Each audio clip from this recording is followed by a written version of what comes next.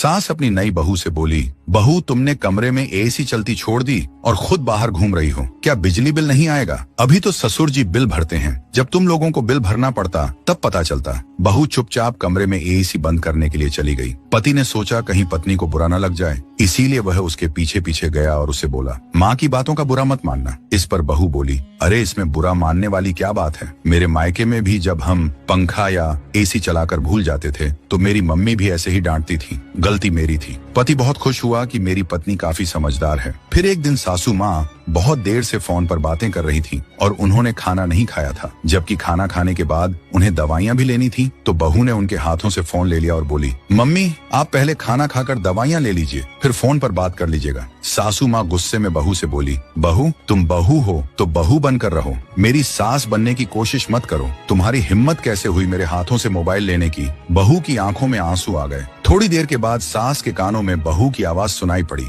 बहू फोन पर अपनी माँ से कह रही थी, माँ मैं तो सासू माँ को आपकी तरह अपनी मम्मी मानती हूँ और उनकी किसी भी बात का बुरा नहीं मानती, लेकिन वो मुझे अपनी बेटी की तरह नहीं मानती। जब मैं आपके हाथों से फोन लेकर खाना खाने के लिए बोलती थी तो आप कितने प्यार से मेरे सिर पर हाथ रखकर कहती थी, मेरा कितना ख्याल रखती है तू। लेकिन जब सासू माँ से मैंने इसी हक से फोन लेकर खाना खाने की बात कही तो उनको बुरा लग गया। मैं तो बस इतना चाहती थी कि वह वक्त पर दवाई ले ले। मम्मी आज मुझे समझ में आ गया, बहू चाहे कितनी भी कोशिश कर ले सास ससुर को माँ बाप मानने की, लेकिन सास ससुर कभी भी बहू को बेटी जैसा प्यार और हक नहीं दे सकते। खैर मम्मी, मैं आगे भी कोशिश करती रहूंगी, लेकिन एक सीमा तक अगर मुझे नहीं अपनाया गया तो फिर मैं भी स्वतंत्र हूँ। अपने फैसले खुद लेने के लिए निष्कर्ष बहू को सम्मान दें, क्योंकि रिश्ते दोनों तरफ से निभाए जाते हैं, एक तरफा रिश्ते बस ढोए जाते हैं।